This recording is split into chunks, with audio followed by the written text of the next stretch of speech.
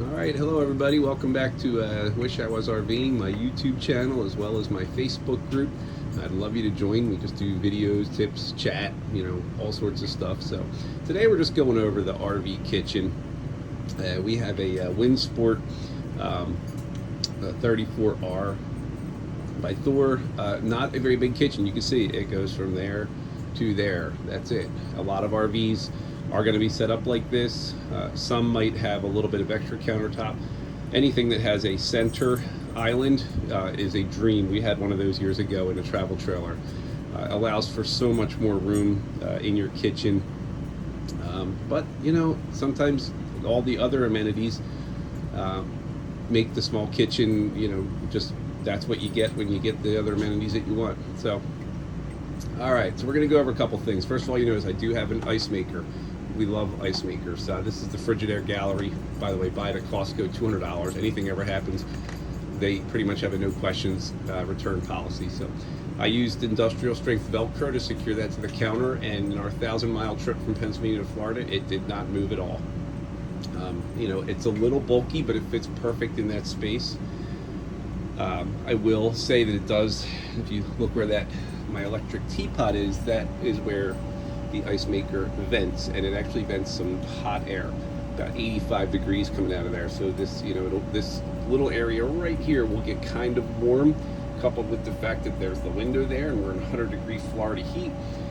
Anything in this area is going to get hot, so don't leave chocolate, perishable food, things like that in that area. All right, so anyway, obviously double sink. People, you set these up however you need to. My wife wanted the sponge holder. Fine, I'm okay with that. I get yelled at if I don't put the sponge in there.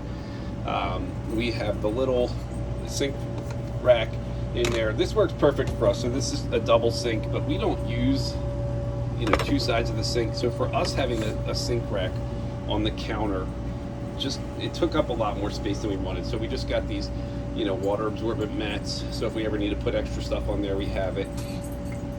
This works out perfect for us. By the way, these little sink meshes, we found those at Marshall's, TJ Maxx, whatever, for it's like $4 for a 3-pack, and those are so much nicer than the original strainer things that came with the sink. We never fill the sink up with water, whether it's the bathroom sink or the kitchen sink, and those strainers they either sit to the point where they fill up with water or they don't catch any of the food particles going down the drain.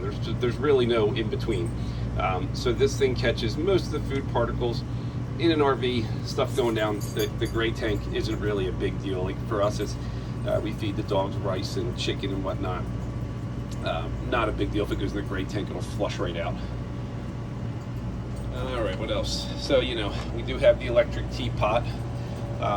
Reason. Look, there's no stove. There's no gas stovetop. We got rid of the oven and stovetop because I hated them. I actually like cooking with gas because I used to work in restaurants, but I hate the propane stove in the RV. I think it's dangerous. It takes up too much room. Honestly, the stove came way back to here. So there was only about 6 inches of counter space behind the stove. And you couldn't really put anything on top of it, and I've heard a lot of people had problems with the glass top, which is what we had. It shattered, so I put in an air fryer. I use that all the time. I just bought a nice cutting board at Lowe's, and then I cut it a little bit, and this little piece right here keeps it from moving side to side. I put some L brackets on it to keep it from moving back and forth, so it's in there pretty securely.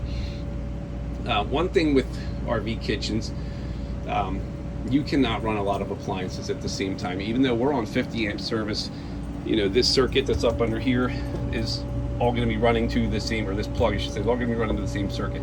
So if I try to run my coffee maker and, let me open here, my induction cooktop, which I keep up here to keep it out of the way, never had a problem while traveling. We've done about 5,000 miles like this, and I put things up there like tortilla chips and whatnot while we're traveling. Never had a problem, but I do use the induction cooktop. In some RVs, well, pretty much all RVs, you're not going to be able to use the coffee maker induction cooktop at the same time. You may not be able to use your microwave and your coffee maker at the same time. It all depends on how your circuit breaker is set up. If they're all on the same circuit, then you're going to draw too much power. So you can either look at your circuit breaker and kind of figure it out, or you can just do trial and error. Run your coffee maker and your microwave at the same time and see if it trips the fuse. If it does, then you can't do that anymore.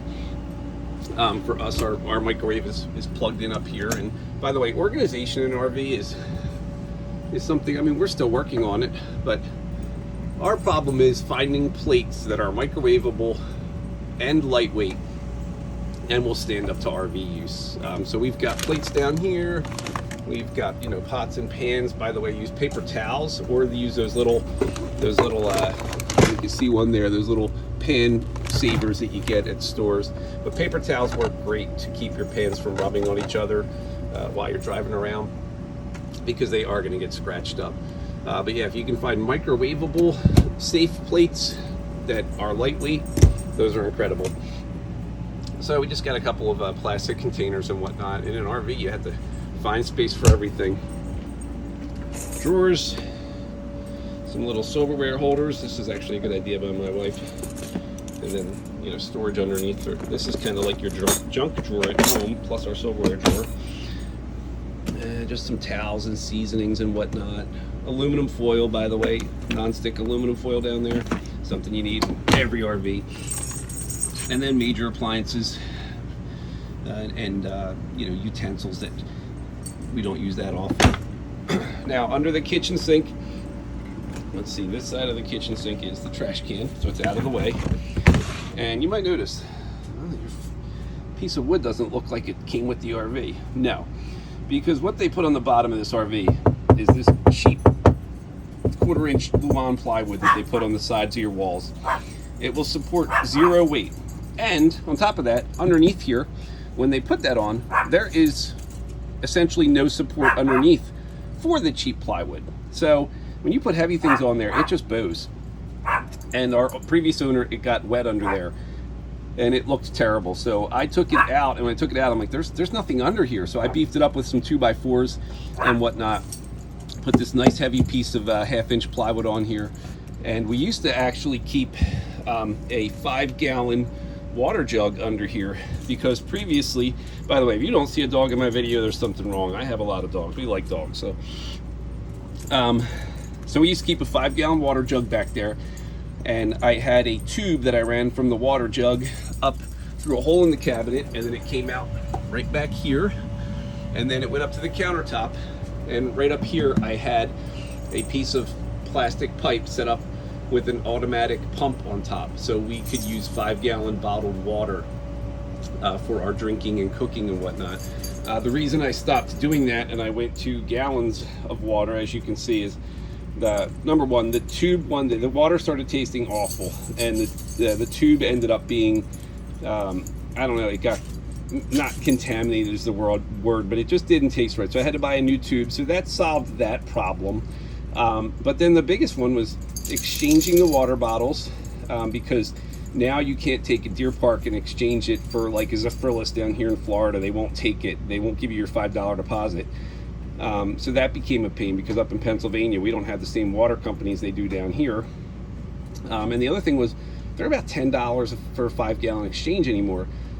These water bottles I got for about $1.30 a piece. So it works out to like $7 for 5 gallons of water versus $10 for 5 gallons of water. And that 5-gallon bottle's getting heavy. So, yep, we just use the gallons anymore, and I store paper towels and whatnot down there. But there's plenty of room down in here. It's a pretty big cabinet. We have plastic bags for dog waste and whatnot. But you could fit huge things down in there if you wanted to. And then we have a big cutting board. We also have the sink covers, which we never use, but if we wanted to, we could break out the sink covers and the big cutting board. And every one of these RVs comes with a little crazy, I never use these things, little light strips around here now. This is like the big thing in RVs, is putting in these multicolor lights that they charge you a lot of money for, and quite frankly, I don't think are worth it. But and then when it comes to the air fryer here, same issue with the sink. The stove is screwed in on 4 corners. It's screwed into the cabinets. The stove is not supported by this piece down here. So when you go to replace this, there's no support under here. It is junk. So I had to once again beef this up to the point where I can stand on it, put a piece of 1/2-inch plywood down there, put a material on here that wouldn't get hot, because air fryers do put off a lot of heat. I actually put some USB, you see that little switch right there? And there's some USB fans in the corner to help bring that heat that's back there forward, because these will get, this will get like 400 degrees back there, which to me is unsafe. Especially I've heard of people putting it, up here where the microwave is instead, or in a cabinet. They produce a lot of heat. You have to be careful. So it's always safety first. I got lucky. I could run my air fryer to the outside TV receptacle, which I pretty much never use. That way I can run my air fryer and I can run appliances at the same time, and they don't interfere with tripping the circuit breaker. Under here is just an access panel. There's wiring and all sorts of stuff under there that you don't really need to worry about. I have seen some people who take out these drawers completely, which probably isn't that hard. I mean, if you're, I can do some construction. I heard someone say they took a Sawzall and cut it, and then they put a dishwasher where these drawers are. I don't think that that's something I'm going to worry about, because I don't mind doing the dishes by hand. But that's another option.